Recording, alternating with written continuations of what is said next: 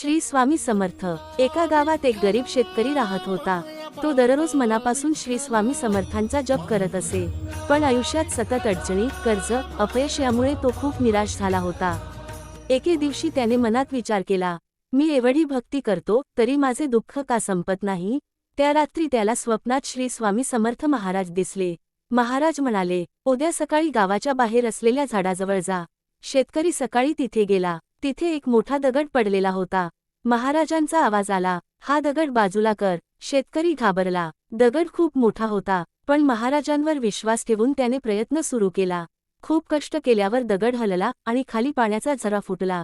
हळूहळू त्या झऱ्यामुळे शेत हिरवेगार झाले, गावाला पाणी मिळाले आणि शेतकरी समृद्ध झाला।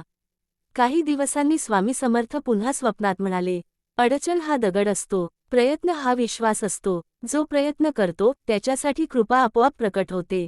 बोधक शिकवण, फक्त प्रार्थना नव्हे तर प्रयत्न अधिक श्रद्धा अधिक संयम असतील तरच स्वामींची कृपा मिळते। अडचणी म्हणजे परीक्षा असतात, शिक्षा नाहीत। श्री स्वामी समर्थ। जय जय स्वामी समर्थ।